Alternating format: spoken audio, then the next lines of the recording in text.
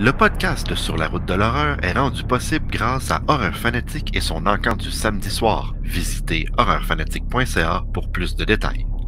Ainsi que grâce aux bières philosophales, le salon de dégustation de bières en fût par excellence situé à Mirabel dans les Laurentides. Visitez lesbièresphilosophales.com pour plus de détails. Maintenant, bouclez votre ceinture puisqu'on vous amène sur la route de l'horreur.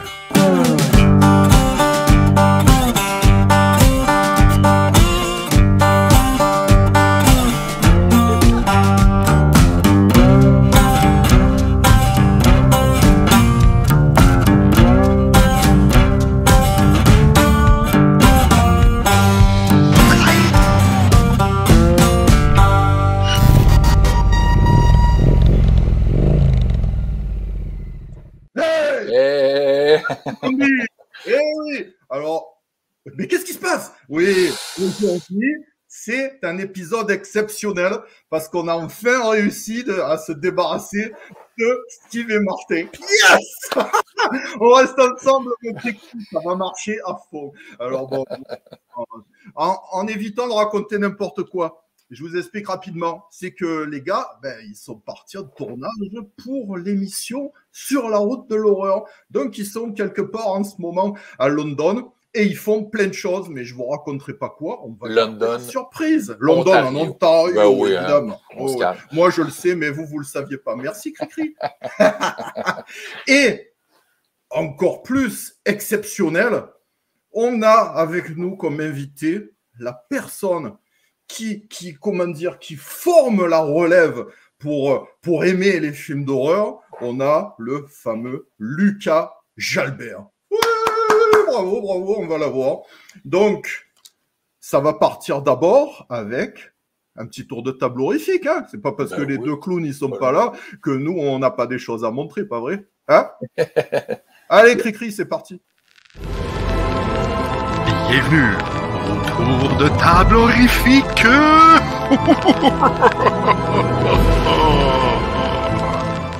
Puis en plus, vu qu'on est juste nos deux, on va avoir plus de temps, puis tu pourras pas me couper, tu sais, parce que... N'exagère pas non plus. Qu'est-ce que j'ai fait cette semaine? Cette semaine, en fait, j'ai eu le bonheur de revisionner ce fantastique film de 1976. Richard Donner, paix à son âme, décédé en juillet dernier. On se rappelle que c'est le réalisateur de Superman, de Goonies, mais aussi The Omen. Lethal Weapon, ça c'est le fun aussi. Mais The Omen, ça torche, c'est tellement encore bon. Oui.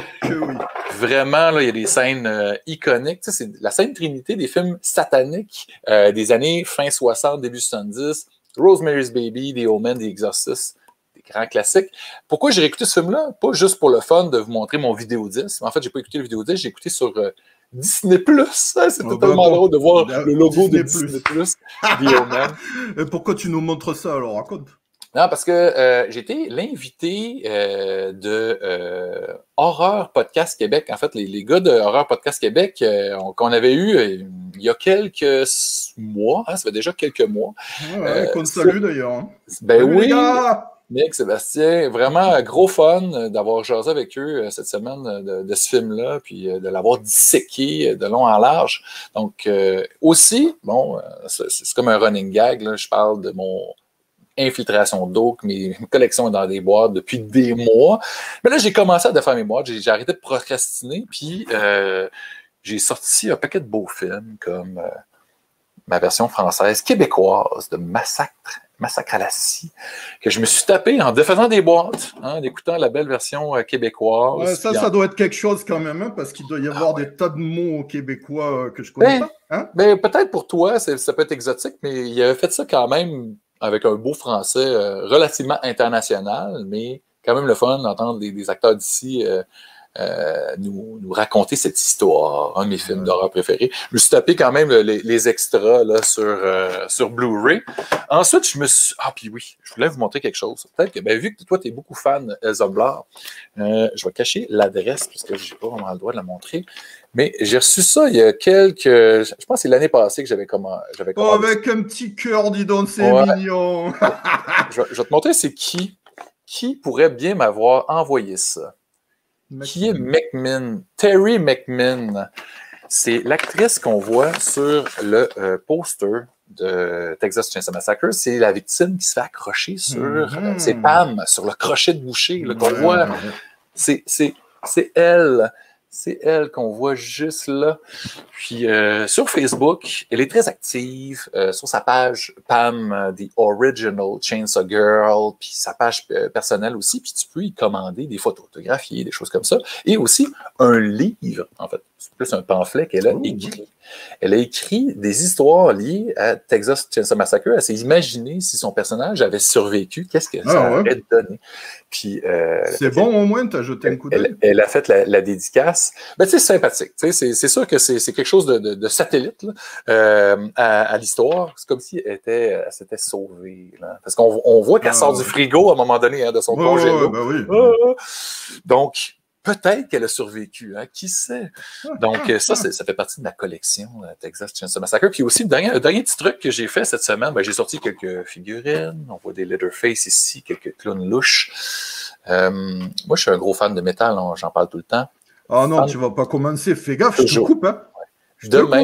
Demain, j'ai le bonheur d'avoir sur mon podcast Metal Maniac Buzz Osborne, le guitariste des Melvins, chanteur et guitariste des Melvins, aussi guitariste de Fantomas. Puis pour ceux qui n'ont jamais entendu l'album d'Arthur Scott de Fantomas, ils font des reprises de thèmes de films d'horreur, des films de suspense, des films noirs des années 50, 60, 70, 80.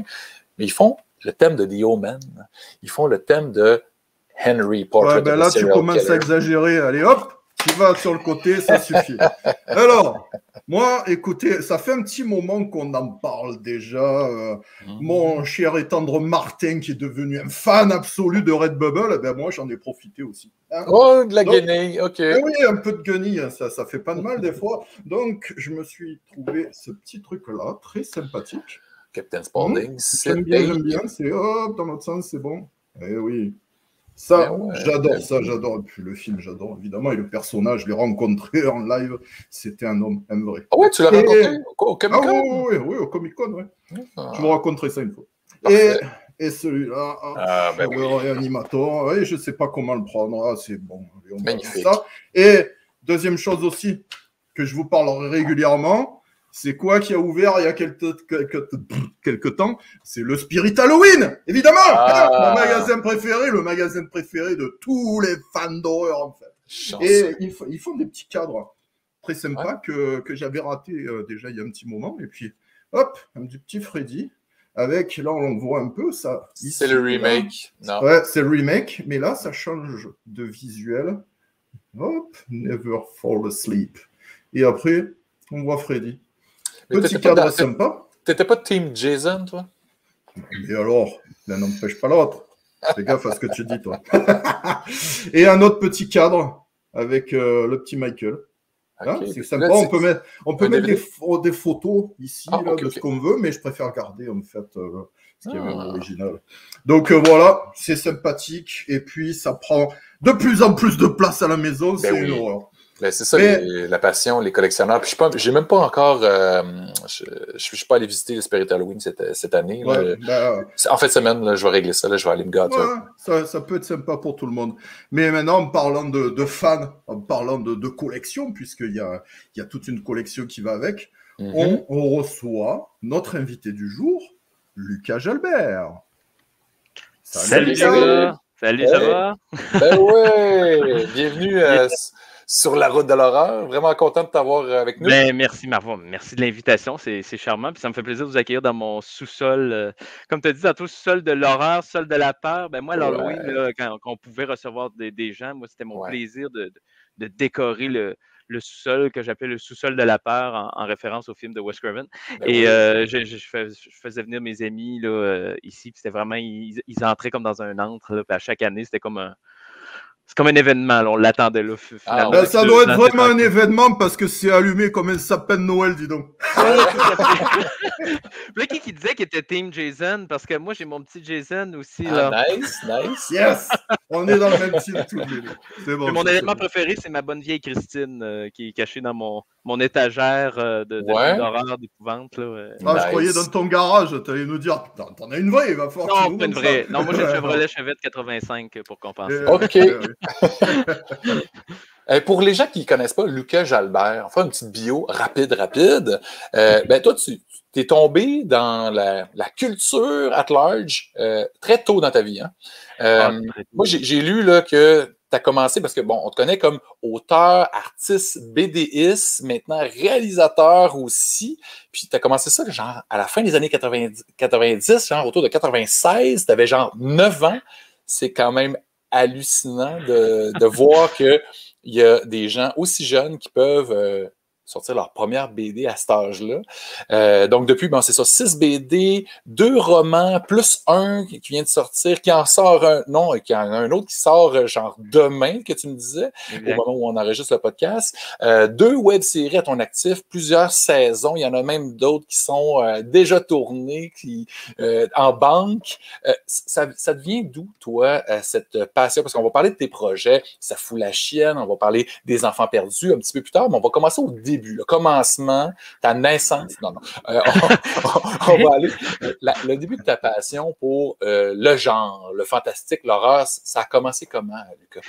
Ça a commencé par l'envie de raconter des histoires. Tu parlais que je suis BDiste, je suis surtout reconnu pour ça avec ma série de BD, Les Aventures de Funky Punk, que j'ai justement créée à l'âge de 9 ans.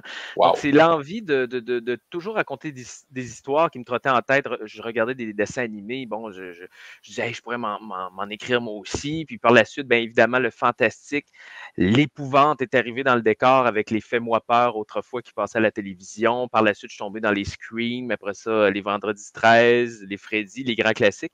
Et de là, le fantastique, ça le dit, c'est l'imaginaire, c'est les infinies possibilités, puis le tout en travaillant avec les peurs. Tu sais, les peurs de notre enfance, ce sont souvent celles qui vont nous terroriser le reste de nos jours, malgré qu'on peut en rire par la suite avec du recul.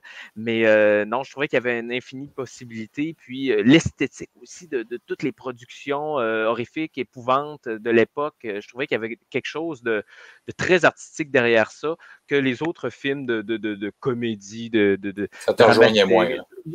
En fait, j'ai grandi avec plein de comédies. J'adore les films comiques, les films d'aventure, tout ça, mais les films d'épouvante fantastiques, les Steven Spielberg, les films en blind pour la jeunesse également, les Contes pour tous de Roch Demers, il y avait tout le temps un côté fantastique qui venait me chercher, donc c'est explorer son imaginaire jusqu'à... Il y a quelques films d'horreur qui t'ont marqué, là, qui nous racontent de cette époque-là, vraiment? Oui, de cette époque, moi, je pense qu'un de mes premiers films d'horreur officiels, ça a été, je pense que ça a été un des pas Vendredi 13, mais un des Nightmare on Elm Street. Là. Je pense que c'était le cauchemar de Wes Craven à l'époque.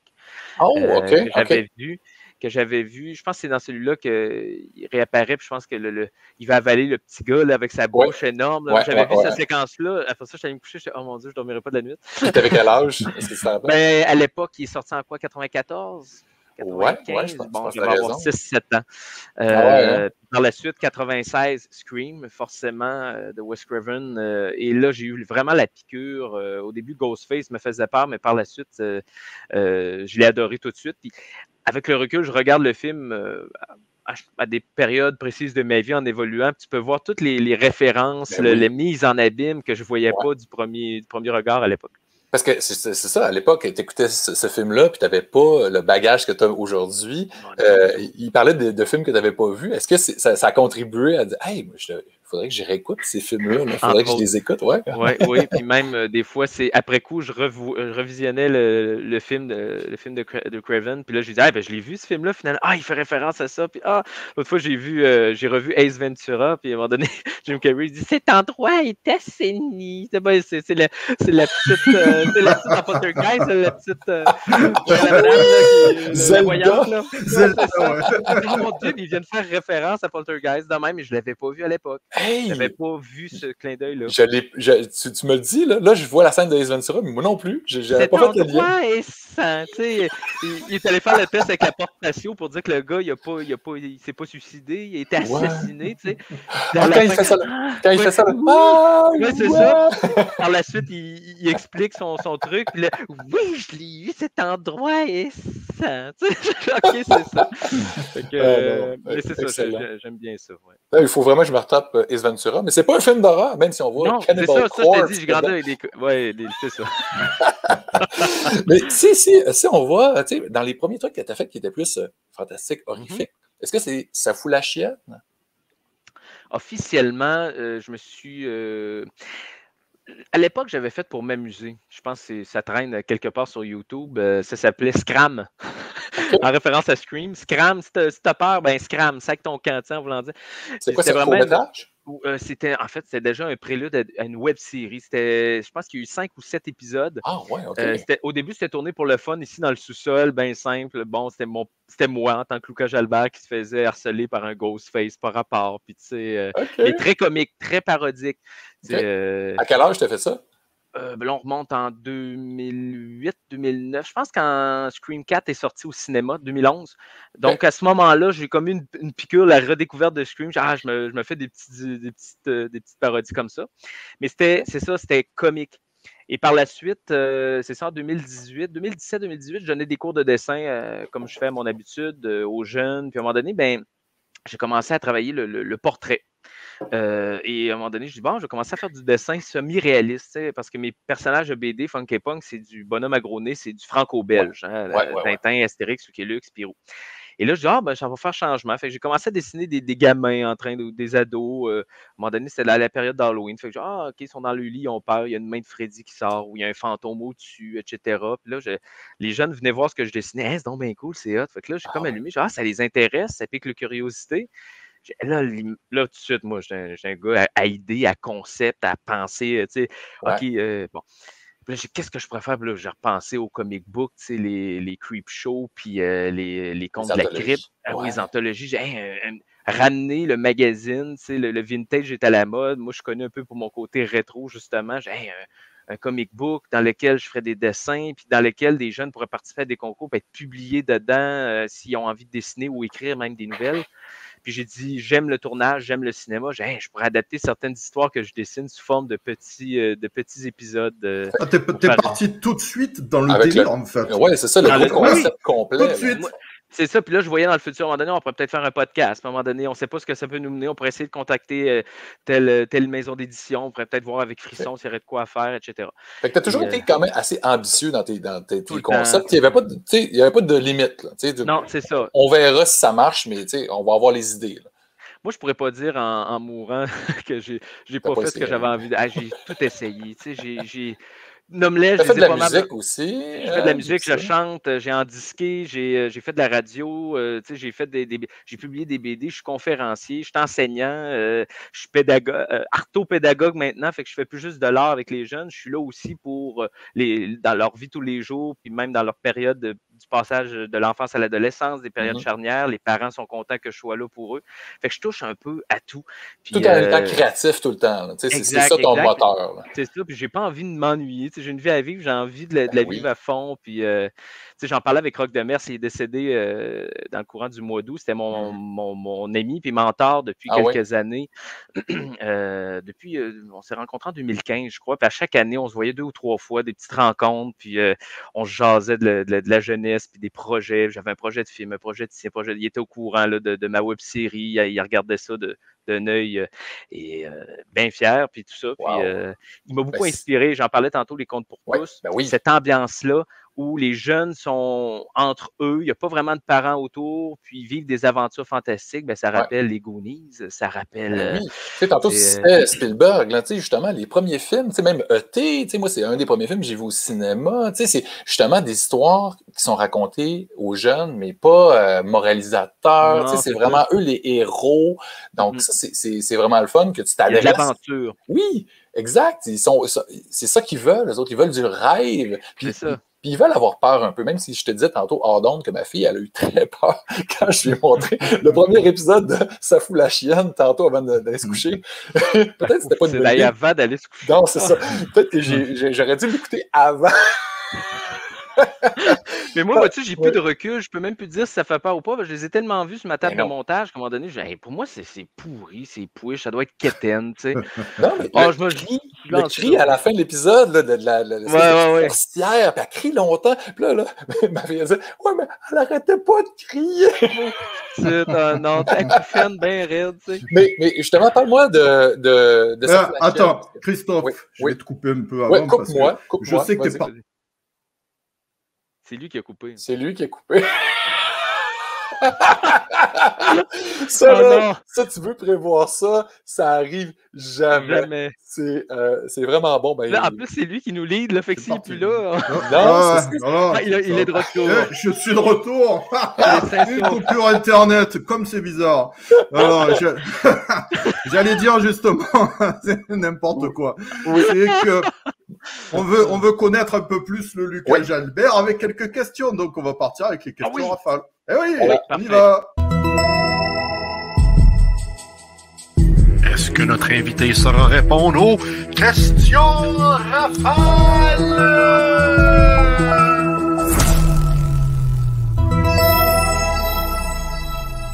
Ma réponse est non. Je ne serai pas capable de répondre aux questions en rafale.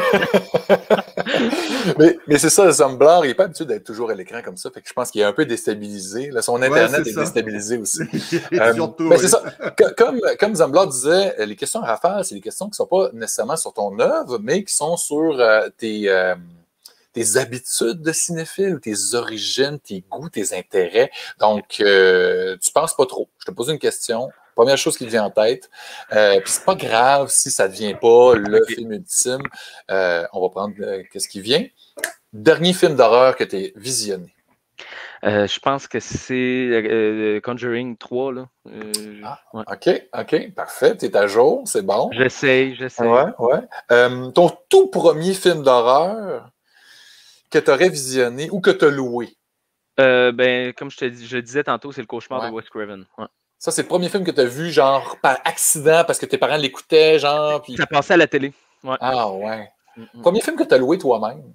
Est-ce que tu as pu en louer des films? Tu sais, t'es jeune un peu. Moi, j'adorais, je ne sais pas pourquoi, mais sûrement vous autres aussi, les pochettes, les fameux posters de l'époque peints un peu à la main. C'est pour ça, c'est ce que je vais rechercher dans les posters que j'aime. Fait que les pochettes dans la section d'horreur étaient beaucoup plus. Ça ressemblait à de la BD tellement colorée. Le rouge était rouge, puis le bleu c'était bleu. Fait que je me souviens des pochettes de Chucky, surtout je pense le 2 ou le 3, il y a sa grosse face avec les petites coulisses de sang. Celle-là me fascinait. Là. Le 3. Le 3, puis le poster du premier vendredi 13, la forêt avec la bande de moniteurs, là, ça, je trouve ça beau. Puis pour ceux qui écoutent la version audio, ben, Lucas, dans son sous-sol, magnifiquement vintage, il y a des posters de films d'horreur, Sleepaway Camp, The Fog, The Carpenter, on a Jaws, on a un western avec Clint Eastwood et Terminator 2, évidemment. Exact. Excellent. Sinon, ben, je retourne dans mes questions. Le film qui te foutu le plus la chienne quand tu étais petit cul? C'est tellement dur. Tu sais que tu n'as pas dormi de la semaine ou les lumières ouvertes. Vous alliez peut-être rire de moi, mais je pense que c'est même pas les films d'horreur qui me font peur. C'est les films catastrophes. Ah ouais, OK, parce que ça pourrait arriver. C'est ça. Je me couche après. Hey, Twister, en 96. La vache, là, je l'ai ri. Oui, la vache. Je l'ai ri, la vache. Ouais. C'était la même. Elle repasse deux fois. Mais non, c'est le fait de me coucher, me disait, OK, je pense que c'est la perte de repères. Tu sais, dans les films catastrophes, on dit, on va aller se cacher au chalet, tu sais, notre chalet sécurisant qu'on a toujours connu, le sommet de Dante là, avec Pierce Brosnan. Il arrive, le chalet, puis là, la lave l'engloutit, c'est terminé. Tu perds tous tes repères, fait que tu te retrouves où? À errer. Tu es un enfant perdu, justement. Tu as perdu tous tes repères. Fait que moi, je pense que c'est ça qui me foutait vraiment la chienne quand j'étais petit. Même pas les... Oui, OK, peut-être des masques horrifiques, des visages horrifiques dans des films, mais je pourrais même plus te nommer lesquels parce que on dirait que je passais à autre chose depuis. Mais vraiment, les films catastrophes, je suis bizarre, pareil. Hein. Mais Twister, tu sais, mais pour vrai, tu sais, ici, une tornade qui passe, tu sais, on l'a vu. On a de plus en plus, là. Tu sais, il y a eu 2 morts, tu sais, quand même. Exact, le monsieur est parti dans son cabanon, là, tu sais, fait que... On va surveiller les vaches. Oui, puis les cabanons, il ne faut pas aller se cacher là s'il y a une tornade. Ça, on le sait maintenant. Ton film d'horreur familial préféré, tu sais, pour tous, là, classé G. Classé G. Ouais. Allez, j'essaie de regarder de loin ma collection. Familiale. Ouais. Mais j'en reviens souvent aux grands classiques. C'est ça qui est plate, maudite affaire. À Noël, je regarde souvent le film qui a été fait là, sur, voyons comment ça s'appelle, Krampus. Qui me rappelle beaucoup le sapin des boules. Des fois, là, je trouve que la maison ressemble au sapin des boules. Oui, les pièces, tu remarqueras, ça ressemble beaucoup, le salon, tout ça. Puis tu remarqueras, à chaque jour, ils rouvrent un petit panneau du calendrier de l'Avent, comme dans le sapin des boules. Je pense qu'ils ont fait un clin d'œil sans le vouloir. Sûrement, c'est un classique aussi, ça. Ben oui. Mais sinon, familial, moi, je te dirais même avec les amis, c'est un classique. On vient toujours au vendredi 13, les 1, 2, 3, 4, 5, 6, on se les tape. C'est pas familial, ça. Mais c'est pas familial. Mais tu l'écoutes en famille avec tes amis. C'est réconfortant. Je sais pas. Il y a quelque chose de réconfortant à regarder ça. Je sais pas pourquoi. Ouais. Mais tu sais, moi, j'ai hâte aussi d'écouter ça en famille, mais ça va prendre encore quelques années. Oui, voilà. Mais là, si tu me dis que t'es petite, non. Non. Pas tout de suite. Mais Gremlins, là, ça, c'est le next. Mais c'est pas de moi qu'on parle. T'as raison, Gremlins, c'est vrai. Je pense jamais, mais c'est vrai qu'il peut rentrer là. C'est ça, cette année, là, c'est la bonne année. Il y a plein de choses qui peuvent rentrer parce que Martin, il serait là, il parlerait de sa fille. Donc, il nous balancerait tous les films qu'elle a vus et il y a plein de trucs dégueulasses. Donc, tout rentrerait dedans. J'aime bien beaucoup Silver Bullet aussi, l'adaptation de Peur Bleue de Stephen King. Ça, j'adore. L'ambiance encore, le poster, Corey la Haim, musique. Oui, qui est décédé très jeune, mais tu sais, qui était Lost Boys aussi, c'est un classique que j'adore, tu sais, mais familial peut-être pas, là, mais... presque, presque. Parce que me semble que c'était pas très gore non plus, Lost Boys, ça fait très, très longtemps que je l'ai vu, là, mais... c'est pas gore du tout, là, non. Moi, j'ai vu dans Les Enfants perdus, saison 1, on parle de loup-garou à un moment donné. Ton film de loup-garou préféré, ça serait quoi? Voyons, il y a le Loup-garou de Londres, ça j'adore. Hurlement aussi. Puis il y avait le film Wolf avec Jack Nicholson. Ah oui, Michel Pfeiffer. Ben oui. C'est hot, ça aussi. Ouais. Quand même, hein? Tu sais, ça commençait le CGI aussi. Avec une transformation sur exactement. Exactement. Un film de sorcière préféré? Film de sorcière. Il n'y en a pas une tonne, des films de sorcière. Non? Ben, Witch, c'était spécial à maudit. Une chance, les gars sont pas là parce que il aurait parti un débat. Oui, parce que Steve adore ce film, donc il serait là, il pourrait nous en parler pendant des heures et des heures. Donc mais je comprends. Moi, je regarde le côté production, cinématographique, le réalisateur, conception visuelle, tout ça. C'est magnifique. Oui, vraiment, vraiment. Mais c'est un petit peu lent. Oui. Ça finit comme Pouette. Le père mort en dessous de sa corde de bois. OK, bon, fin. Ouais. Les gars, pour vrai, pour la joke, les gars, ils ont vraiment haï le film. Il faut pas en parler. Oh mon Dieu. Alors, une petite dernière de questions. Non, encore. Plus. Je vais essayer d'aller plus vite. C'est tout. T'es rendu à la dernière, vraiment, parce que moi, je voulais demander, est-ce que... on va y aller avec la question ultime. C'est ça. Freddy ou Jason? Calier! Parce que j'aime la forêt, j'aime le chalet, j'aime l'ambiance en montagne, au bord d'un lac. Jason, ouais. Yeah! Bravo.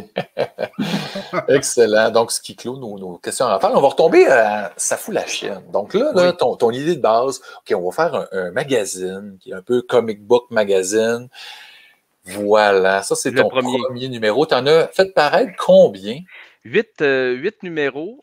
C'était un trimestriel, puis j'ai terminé avec un comic book vraiment de 150 pages, là, avec plein de jeunes à qui j'avais offert des scénarios qui devaient me mettre en dessin, en bande dessinée. Ça avait fait pour clôturer l'aventure Ça fout la chienne en juillet 2020. C'était paru. Ça va occuper ces jeunes-là durant les premiers mois de confinement. Là, les parents étaient bien contents parce que ça les a vraiment occupés. J'ai terminé avec ça. Très cool. Puis en même temps, c'est ça, en parallèle du magazine, tu avais ta web-série, tu tournais justement avec des jeunes. C'était ta première expérience vraiment professionnelle de réalisation? Non, du tout. Moi, à la fin de mon... J'ai commencé, cette année, ça a fait mon 10e été consécutif que je tourne non-stop à tous les étés, que ce soit des courts-métrages, des web-séries, etc. Puis à travers ça, avec mes études à l'université, à partir de 2015, avec ma compagnie de maison d'édition Cabot Productions, j'en ai fait une maison de production cinématographique. Donc, j'ai commencé à faire de la vidéo corporative dès 2015, à travailler pour Desjardins, la Ville de Lévis, la commission scolaire ici en Chaudière-Appalaches. Donc, j'ai commencé vraiment à me faire connaître au niveau cinématographique dans mon milieu et je suis comme devenu tranquillement pas vite une référence aussi de travailler avec les jeunes. On me connaissait déjà en tant que conférencier hyper habile à travailler avec les jeunes, à les rencontrer, mais de là à dire les mettre en jeu, les mettre en action devant une lancée. Les faire jouer. C'est à partir, c'est ça, de 2015-2016. Et l'envie vraiment est arrivée avec, comme tu dis, l'anthologie S'en fout la chienne, là, les épisodes de tournée avec les jeunes. Puis là, par la suite, les jeunes me disaient, hey, ce serait le fun de faire des histoires qui suivent, qu'on voit les personnages évoluer, puis qu'il y ait une grosse histoire derrière ça. Fait que là, tranquillement, tu sais, j'ai dit, il y a peut-être de quoi à faire, puis c'est ça. Moi, c'est ça qui m'interpelle avec toi, parce qu'on s'est rencontrés cet été à Québec pour tournage Sur la route. Et puis, je t'ai vu à l'œuvre avec les jeunes, et puis je me posais la question, comment tu arrives à les gérer aussi facilement, parce qu'on dirait presque des professionnels, et toi, tu arrives à leur inculquer tout ce que tu peux savoir, mais en même temps, ils arrivent à le ressortir. Comment tu as réussi à faire ça? Ça reste des jeunes quand même. Ben oui. Oui, exactement. Moi, en fait, ce qui me fascine présentement avec les jeunes d'aujourd'hui, c'est qu'ils arrivent comme ça, tu leur fais jouer un texte. Ils l'auront peut-être pas du premier coup. Là, tu leur expliques un peu plus comment tu vois ça. Ils te le refont, puis c'est pratiquement ça. Mon Dieu, il y a une aisance qui est là, qui est palpable. Mon Dieu, ils n'ont pas fait le cours, ils n'ont pas fait le conservatoire, mais c'est beaucoup plus naturel pratiquement.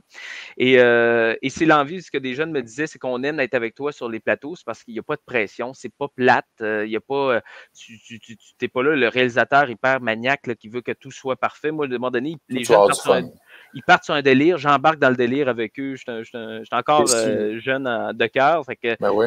Puis à un moment donné, c'est vrai que des fois, il faut, par exemple, OK, on ramène, si on veut sortir, il faut que je les ramène à l'ordre.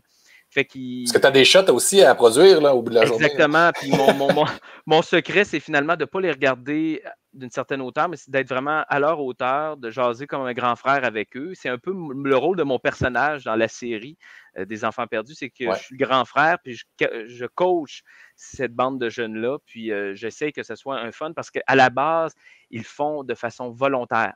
Fait que s'ils n'étaient pas là, il n'y en aurait pas de web-série, il n'y aurait pas de saison. Donc, c'est parce qu'ils veulent bien être là. C'est que j'ai créé un lien de confiance avec chacun et chacune d'eux et d'elles et avec les parents.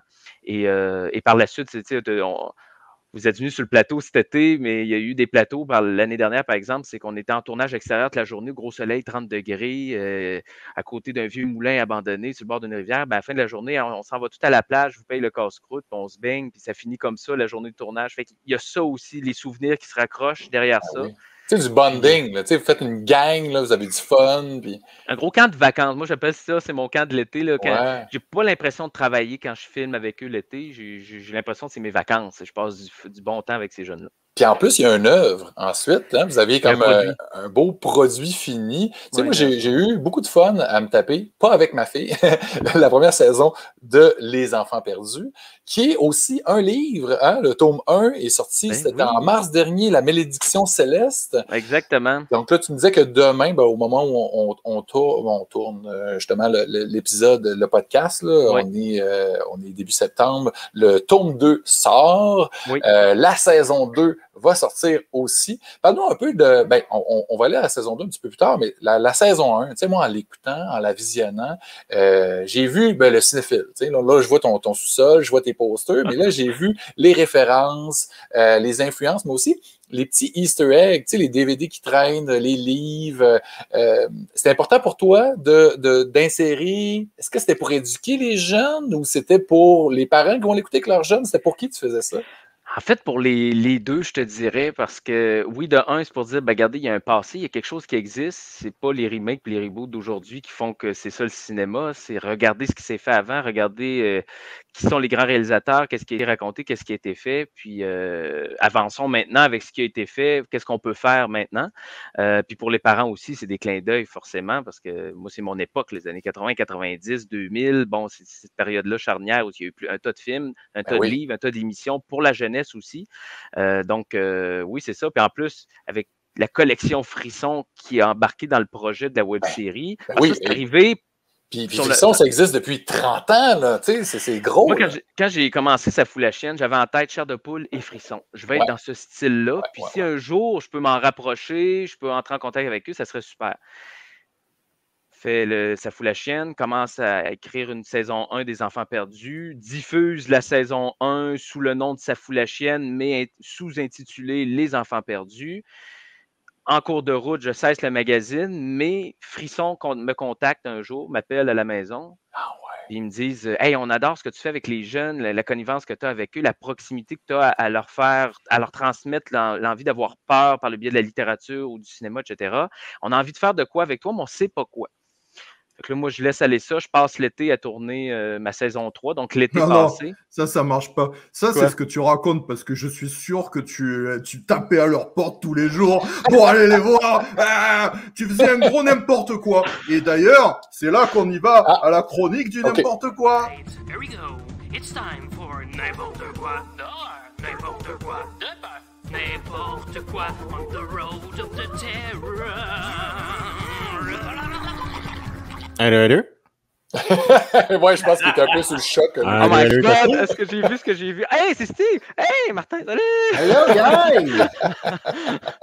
Ouais, qu'est-ce que vous faites là, les gars? Ben, en fait, c'est compliqué. Là, il y a quelqu'un aussi, je pense qu'il y a quelqu'un, une poupée maléfique à droite, là, non?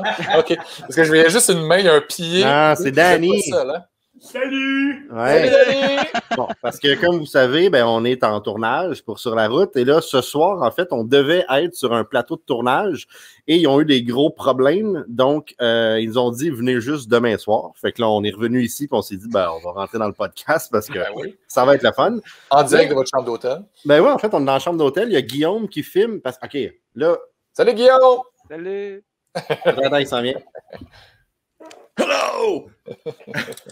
Parce que là, en fait, c'est qu'on a utilisé. Non, toi, faut que tu filmes là, quand je dis. Ah, mais OK. OK, ça fait long. La chicane est poignée dans la chambre. C'est tellement d'état, hein? Il Ouais, filme c'est ça. pendant qu'on En fait le fait, on a podcast. utilisé ce bout-là. Et là, dans le show que vous allez voir la semaine prochaine sur Frisson, vous allez avoir le backstage de ça, de nous qui rentrent dans le show. Fait que c'est assez compliqué. Mais là, il y a une affaire qu'on n'est pas. Ouais. Non, attends, c'est sérieusement aussi compliqué à suivre que Tenet. C'est aussi compliqué à suivre. Mais là, attends une minute, il y a une affaire qu'on se dit. Là, vous ne nous avez pas attendu pour le tour de table, puis nous autres. Bienvenue au tour de table horrifique!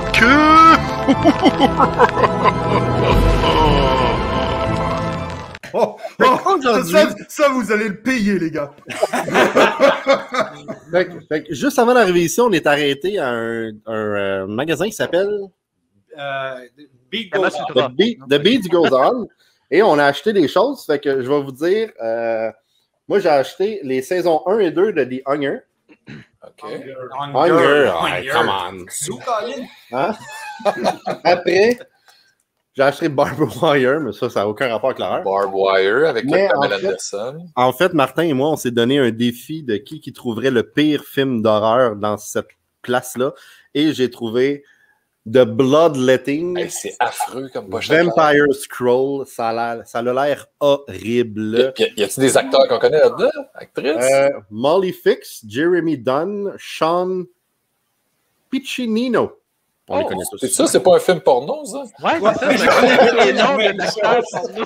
Wow, hey, c'est réalisé par Sean Piccinino.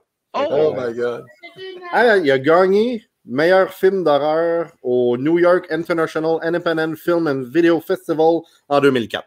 Donc, 2004. Mais Moi, est-ce que c'est moi, un je festival? Moi, je trouve que Steve a probablement pogné le pire film, mais j'ai quand même pogné quelques petits trucs. Écoute, Leprechaun 4, on ne peut pas passer à côté de ça. Dans l'espace, hein, c'est ça? Dans l'espace, Ouais. c'est pas le meilleur, mais c'est quand même très entertaining. J'ai été chanceux parce que ça donne qu'il y avait un Severin. C'est du Joe D'Amato. Oh, un film de Avec requin de Joe D'Amato, malade. Blood. Chanceux. J'ai aussi arrêté au Sunrise Records où j'ai pogné un Scream Factory que j'aime beaucoup, c'est-à-dire Vicious Lips, qui est vraiment... moi, je trouve que c'est un soundtrack extraordinaire, je l'adore. Et puis, le classique de Universal, Van Helsing. Tu dis classique? Je dis classique parce que Ça, c'est dans les pires, bon. ça. Non. C'est parce qu'il a adoré le regarder avec sa fille, c'est pour ça. Moi, j'ai trouvé un roman de Sutter Kane. Oh my God. En fait, on va vous avouer quelque chose. On a commencé à lire ce livre-là avant le début du tournage et on s'est retrouvé dans une ville qu'on ne devait pas être. qui n'existe pas. Et vous allez tous voir ça la semaine prochaine sur Frisson TV. Bon, nous donc voir dans le livre un peu les pages, là. Only the one who can Oh! C'est une props. Non, là, c'est ton histoire qui va apparaître aussitôt que tu as commencé à lire. Ah, c'est Voilà, ça. c'est ça le but. C'est malade. C'est ça, In le the mouth of madness. Hey, content de vous voir, les gars. Ouais, mais nous merci. autres, on est le fun d'être là. Fait que là, on a manqué le début. Pouvez-vous comme recommencer puis répéter? Parce que Non. c'est toujours intéressant quand Lucas il parle. Moi, j'ai une petite parenthèse pour Lucas parce que j'ai commencé à écouter les émissions de Les Enfants perdus avec ma fille. Et voilà, on le savait Vous qu'elle allait aussi? sortir. Ah bon, Elle adore ça. Elle adore ça. C'est vraiment excellent. Puis Bon, elle super. voulait te le dire. ben merci, c'est très gentil. Donc, c'est ça. Fait que malheureusement, on voulait vous montrer le plateau de tournage de où est-ce Ouais. qu'on s'en allait ce soir, mais présentement, on est en plateau de tournage dans notre chambre d'hôtel. Un Avec beau un, cadre, en tout cas. On Ah, Vous s'hydrate. avez pris des un peu. vacances, Ouais, ouais. en fait. un petit peu de Juste des Baileys. vacances. Ouais. C'est varié. Bon, allez, je dégage ça. Salut. C'était les vraiment gars. n'importe quoi. Hein. Bye, gang! Salut! À la semaine Merci. prochaine! Salut. Ouais, ben ça, la semaine prochaine, on verra. Hein. Et puis tu coupes ça, ben raide, bang. Ah, au ben revoir. oui! Ben, Non, c'est mais c'est- oh! c'est ça qui fait Zamblar. Fait que là, justement, là, on parlait, là, t'étais rendu que Ah, du gros Frisson n'importe quoi, là. t'avait appelé. Hein? Ouais, non, c'est ça, c'est pas n'importe quoi. Là. Non, c'est pas n'importe quoi. Non, ça m'a. Écoute, j'étais en début d'été, mois de mai, juin, le téléphone sonne, c'est ça, Frisson, on veut faire de quoi avec toi? Je dis, voyons donc, ça m'arrive Wow. comme ça, tout cul dans le bec, je peux pas Un croire. rêve. En même temps, tout cul dans le bec. J'avais T'avais quand même travaillé 2 fort, ben ans. oui. C'est ça, Mm. 2 ans avec le Ça fout la chienne à faire de la promotion, tout ça. Ça a porté Et, fruit. et donc, en revenant de mon tournage de la saison 3, donc à l'été 2020, je reviens à la fin de mes vacances, j'étais clair et net, moi, dans ma tête, je vais les contacter pour leur offrir de transposer ma web-série sous forme de roman dans la collection Frisson. Et j'ai même pas eu à leur téléphoner. C'est eux qui m'ont retéléphoné en arrivant de vacances. Hey, on n'a pas oublié qu'on voulait faire de quoi? Puis aurais-tu une idée? Ben, j'ai dit voilà ce qu'il y en est. Ah Puis là, ouais. ils ont pris 24 heures pour y réfléchir. Puis ils sont revenus. Ils ont dit OK, ça va être la première fois pour les 30 ans de la collection Frisson qu'il va y avoir une série de romans à l'intérieur. Parce que normalement, Ouais, c'est c'est des déjà une petits série. romans Ouais. indépendants. Ouais. Moi, j'arrive, puis c'est une série. Il y a un tome 1, 2, 3, 4. Bon. Et j'ai dit on va faire coordonner que la saison 1 va sortir en même temps que le roman. Donc, si le jeune est moins attiré de lire, peut se rabattre sur la web-série et vice-versa. Et même à l'école, ça se travaille super bien. Comment transposer l'écriture narrative manuscrite à l'écriture scénaristique, comment on transpose ça à l'écran, qu'est-ce qu'on met de côté, qu'est-ce qu'on garde. Bon. Ouais, c'est Donc, ça, puis ça se complète à quelque part aussi. Exactement. tu sais, Puis les justement. jeunes peuvent se référer. Hey, c'est des jeunes comme moi qui sont devenus des personnages à part entière dans les histoires, qui se retrouvent sur les couvertures de romans. Puis ces jeunes-là, tu sais, je les ai rencontrés en conférence ou bien c'est des enfants de couples d'amis. Donc, ça peut être accessible à tout jeune lecteur et passionné d'horreur et de frissons. Et Puis, voilà. bon, je pense que l'industrie de l'imprimé est peut-être un peu moins, c'est un peu moins transformé au fil des ans. Tu sais, il y a encore des gens qui achètent des livres, effectivement, il y a des liseuses, tu sais, ça existe, mais le livre est encore très présent, beaucoup plus que les magazines. Les magazines, c'est un peu plus tough aussi.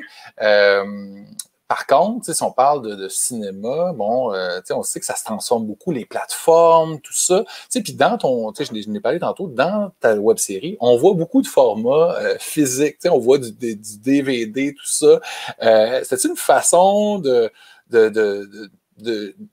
je sais pas, de passer un message aux jeunes que, le côté dématérialisé, c'est quelque chose qui Il n'y a plus d'âme, en fait. Il n'y a plus vraiment d'âme, c'est plus tactile. Moi, j'ai encore ma table tournante avec mes vinyles ici. Oui. Fait que, c'est un collectionneur un peu aussi, toi. Là. Oui, un peu sur les bords, mais je ne suis pas maniaco. Je Tu contrôles. Je me contrôle. Mais c'est pas juste le fait, on écoute la musique, puis on skip après une autre musique, puis on consomme aujourd'hui comme on peut consommer un sac de chips. D'abord, on ouvre le sac qui est à moitié rempli ou à moitié vide, tout dépendamment comment on voit les choses.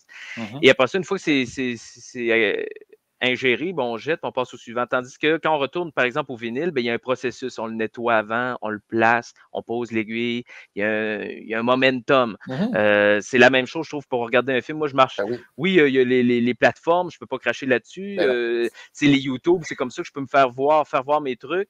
Mais oui, Netflix, on regarde. Mais je m'ennuie des clubs vidéo. Je m'ennuie des vendredis soirs entre amis, d'aller, hey, on va chercher un support, on crée un événement. Un moment, ben oui. Exact, comme je m'ennuyais d'aller au cinéma durant le confinement, la pandémie, de sortir de la salle le soir, d'aller prendre un verre à jaser du film avec les amis, rire, rigoler, tout ça. Il y a tout le temps une aura autour de ça. Donc, oui, je trouve que c'est une façon subtile de passer un message. C'est mon côté rétro aussi qui s'en dégage. Mais oui, parce qu'on revient toujours à l'essentiel et à la base un jour ou l'autre. Ouais. Si ton sel te lâche et tu as toutes tes tunes dessus, comment tu vas faire pour les écouter à cette heure? Mais ça ne remplace pas le bon vieux calepin écrit quand tu prends des notes à l'université. Moi, je me souviens de l'université, il est arrivé une panne électrique, tout le monde était sur le laptop. Puis... Le laptop, tout a éteint. Hey, Lucas, as-tu tes notes écrites? On devrait continuer. Ben oui, moi, j'étais au crayon avec ma feuille lignée. Mais je ne suis pas contre la technologie, je ne suis pas contre l'évolution. Au contraire, je trouve que bien utilisé, c'est un charme. Je l'utilise moi-même. Oui. C'est une corde de plus à un arc. Exactement. Et c'est ça. Et ça vient rehausser puis donner un boost de plus à ta création qui est, elle, beaucoup plus réelle. Oui, en plus, malgré tout, grâce à ça, tu peux réussir à te faire connaître encore plus. Oui, partout. La chaîne YouTube est accessible à tout le monde, dans la francophonie. Ce qu'on n'avait pas remonte il y a juste 10, 11 ans. On n'était pas là où on en est aujourd'hui. De faire un live comme ça ensemble, de gérer tout ça à distance, moi, c'était impensable. Pensez-y, il y a 15 ans. On étudiait le cinéma, puis on disait, mon Dieu, hey, on fait du montage, c'est juste le montage. Moi, juste vous dire, mes premiers films, je disais à quand remontent mes premières incartades dans le milieu du cinéma, j'étais tout jeune avec mes cousins. Je les gardais, on était au chalet. J'arrivais avec ma caméra VHS, avec mon radio, avec ma bande sonore sur ma radio, et je tournais le film en ordre chronologique avec le son, le scénario. J'étais déjà leader de jeunes à essayer de faire mon metteur en scène. Puis à la fin, quand on avait fini de tourner, tu prenais la cassette de la caméra, tu pouvais la mettre dans le VHS. Là. Il y avait une cassette. Live. Et l'écouter live, tu avais la trame sonore et tout, avec les effets de merde. Mais on s'assoyait avec la famille. Avec les moyens du bord. Là, les gens, la famille n'en revenait pas, mes oncles, mes tantes. T'as fait ça après-midi avec les jeunes? Voyons donc, dans le bois. Ben oui, tu sais. Puis moi, j'ai continué à améliorer mon style. Puis à un moment donné, quand je suis arrivé au cégep à étudier le cinéma, j'ai découvert les joies du montage. Mon Dieu, là. Oui, ben c'est ça. C'est vraiment DIY ton approche, ce que je comprends. On essaye, puis si on ne sait pas, on va aller savoir, on va aller chercher. Puis aujourd'hui, les flots, ils peuvent faire ça. Justement, avec YouTube, il y a tellement de tutoriels, il y a tellement plein de trucs. Exactement. C'est ça, d'inculquer ça aux jeunes. Et si ça ne marche pas du premier coup, essayez, testez. C'est pas parce que tu le fais une fois que ça ne marche pas que ça ne marchera pas les autres fois. Il ne faut juste pas se tanner. Moi, les gens me disent, comment tu fais pour réaliser tous tes projets? Ben, je ne m'écœure pas. Je les grue jusqu'au moment où je me dis, OK, là, c'est vraiment plus possible, je vais mettre ça de côté parce que. Mais c'est très rare, j'ai dû abandonner des projets, je les ai tous menés à terme. Ben, tu sais, c'est tout à ton honneur, vraiment. Puis, ce que Zambla dit en entrée de jeu, c'est que dans le fond, tu formes la relève. Puis je trouve ça vraiment génial. Moi, en écoutant la web-série, je voyais toutes les références. Tu sais, là. Puis je pense que les jeunes, à un moment donné, quand ils vont être en âge, puis ils vont réécouter la série, puis ils vont faire « Ah ouais, hein, la police qui est utilisée pour les enfants perdus, c'est comme Evil Dead. » Tu sais, c'est Creepshow, tu sais, le premier épisode avec les météorites, tu sais, c'est comme l'épisode de Stephen King qui devient une espèce de grosse montagne de gazon. Lui-même, c'est une référence à Lovecraft, tu sais, fait que... C'est ça. Tout est dans tout. On parle tout de nos références, tu sais, à un moment donné. Les jeunes, c'est Stand By Me, c'est la traque de chemin de fer, tu sais. Exactement. Tu sais, il y en a plein, les DVD que tu mets, parce qu'on parle de science-fiction dans le premier épisode. Il y a The Thing, il y a E.T., Alien. Tu sais, c'est vraiment juste du bonbon. Puis, tu sais, juste ça, semer cette graine-là, les flots, à un moment donné, c'est quoi ce film-là, Alien? Il me semble que j'ai déjà entendu parler de ça. Il me semble que j'ai déjà vu ça, cette créature weird-là. Tu sais, moi, ça a changé ma vie, Alien, là, puis j'espère que ça va continuer à changer des vies dans le futur. C'est une grosse franchise, puis c'est vraiment du bonbon. Puis même après coup, moi, j'ai réalisé la série, puis après coup, je redécouvre d'autres films en cours de route. Je me dis, sans le vouloir, j'ai fait une référence. J'ai vu Monster Squad un peu sur le tard. Je sais pas si vous vous souvenez de ce film-là. Oui. Mais juste la pochette sur le dessus, ça me rappelle la couverture des Enfants perdus. Ils sont tous assis sur le devant d'une voiture comme ça. Il y a un gars avec un code comme moi, avec les lunettes fumées. Je dis, c'est la même affaire, j'avais jamais vu Le film, j'avais jamais vu la pochette. ouais. Elle m'est apparue à un moment donné. Puis la relation du grand frère avec son petit frère, sa traque de chemin de fer, mon personnage avec avec le garçon qui joue mon petit frère, ben, ça me rappelle un peu Fantasme. L'évolution, puis c'est un road movie, donc c'est un road movie qui va se durer sur plusieurs années. On va vieillir les personnages, fait que ça rappelle un peu ça. Il y a des petits clins d'œil, il y a des ambiances. Moi, j'aime les films d'ambiance. Ben oui, les lumières de Noël, par exemple, c'est intentionnel. C'est Stranger Things un peu. Ben, même avant Stranger Things, il y en avait dans les films des années 80 de ces Moses de lumière-là. C'est ça, tout le monde ramène à Stranger Things, mais moi, ça fait la chienne, je l'ai dans la tête depuis 2015. Stranger Things est arrivé en 2016-2017. Fait oui, on justement, parce que eux aussi, ils ont fait comme toi, ils sont basés sur des trucs qu'ils ont déjà vus, ils l'ont ressorti, c'est à la mode. Beaucoup plus de budget. Avec beaucoup plus de budget, c'est clair. Mais voilà, c'est ça, c'est que, ça, comme tu dis, ça existait déjà avant. Ils n'ont rien inventé, c'est juste on remet au goût du jour. Et les jeunes, aujourd'hui, là, c'est pas nouveau qu'ils ont tous les bas blancs montés jusqu'à moitié des jambes. C'était les années 80-90, il y avait tout ça, les jeunes. Fait que, tu sais, tout revient, c'est une roue qui tourne. Hein. Mais maintenant, pour parler de roue qui tourne, on va quand même se baser sur des faits qui sont arrivés avant, donc on va raconter une petite anecdote.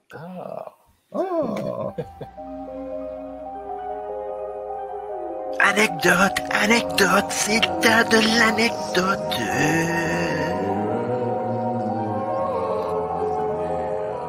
Hey, ça, c'est le fun de l'anecdote, on veut l'écouter. Alors merci les gars d'assister à ça avec votre tête magnifique. Alors justement, comme Lucas fait des trucs pour des jeunes, moi j'ai voulu me rappeler de quelque chose que j'ai fait il y a longtemps. Donc j'ai... Tu veux parler de ça 60, 70 ans? Ouais, durant la guerre de sécession, je crois. On n'est pas loin. Vous continuez comme ça tous, même Lucas, je te dégage. Donc, non, j'étais jeune et puis j'étais lancé à faire des petits courts-métrages par chez moi en France. Et en fait, on voulait faire, on était avec une gang d'amis et on faisait genre comme une petite troupe qui faisait des films, des courts-métrages, des choses comme ça. Et en fait, on voulait faire une publicité pour notre compagnie. Donc, on s'est mis à la recherche d'endroits vraiment bizarres et en fait, pour ceux qui connaîtraient, ça s'appelle les Baux-de-Provence. C'est un endroit vraiment très, très touristique. Mais tout autour, il y a des collines avec des petits champs, des montagnes, etc. Et en baladant là-bas, on a réussi à trouver des grottes très sympathiques, mais assez ouvertes. En fait, c'est des anciennes maisons troglodytes, on va dire, qui ont été vraiment creusées à la main, etc. Et donc, ces grottes étaient magnifiques, mais en même temps très lumineuses. Du coup, on s'est dit, on va rester à l'intérieur de ce genre de choses. Donc, il fallait marcher 1 heure avant d'arriver là-dedans. Et on s'est installé avec nos amis. Alors, on faisait une pub. C'était un sorcier vaudou avec des cadavres autour de lui qui faisait juste une incantation et qui sortait la carte de visite pour dire, bon, ben, venez rejoindre machin. Et il y avait des cadavres partout. Donc, pour l'occasion, j'avais fait un bon 10 litres de sang. Et puis, vu qu'on n'avait rien comme budget, les effets spéciaux, ben, j'avais été chez mon boucher. On avait sorti un œil de bœuf, de la tripaille, etc. On en a mis partout. Ça devait sentir bon, hein? Ah, c'était magnifique. Écoute, alors les amis qui étaient là, il y en avait un, il était accroché au mur comme ça, il était en train de mourir. Donc à l'image, on lui avait apporté de la soupe. Il avait de la soupe dans la bouche et on lui mettait un coup et la soupe, ça faisait, c'était un truc dégueulasse. Il y avait du sang partout. Mais là, on est en plein tournage ce jour-là. Il y a un vent monstrueux, donc certainement que l'odeur, ça devait être dégueulasse. Mais on ne se retrouve pas avec un troupeau, je dirais, parce qu'il y en avait tellement, de touristes qui étaient en train de balader et hop, ils arrivent dans la grotte et ils commencent à rentrer. Mais moi, j'étais à l'entrée de la grotte avec ma caméra, ils me voyaient que moi. Mais quand ils sont rentrés, ils ont vu qu'il y en avait partout, mais vraiment partout. C'était vraiment sanglant le truc. Oh, la tête qu'ils ont fait. Ils ont pas pris de photos, rien du tout. Hein. Mais je sais pas par quel miracle, le premier, il a pas dit aux autres. Non, ils sont tous rentrés.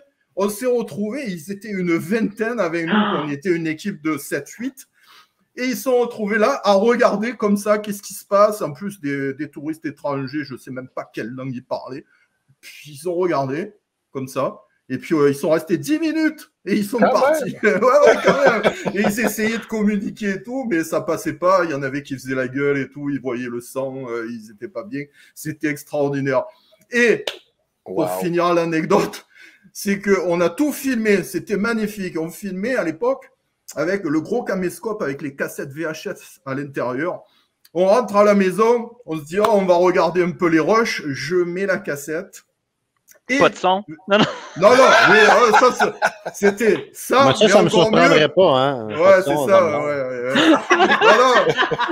Avec pour le ça, vent. Classic Zumbler move. C'est ça, foutez-vous de ma gueule. Avec le vent et la poussière, c'était rentré dans le caméscope. Tout, on a réussi à avoir 10 minutes d'image, tout le reste était complètement perdu. Rien du tout. Ouais. Mais c'est gravé dans tes souvenirs. Voilà, et je peux même en parler, même devant vous, bande de saligots qui comprenez rien à rien. Donc voilà, mon anecdote est finie, mais je suis sûr maintenant, Lucas, je vais essayer de pas me foutre de toi, mais tu vas nous raconter une bonne anecdote. Ça va être intéressant, au moins, c'est Lucas, c'est pas Zambler.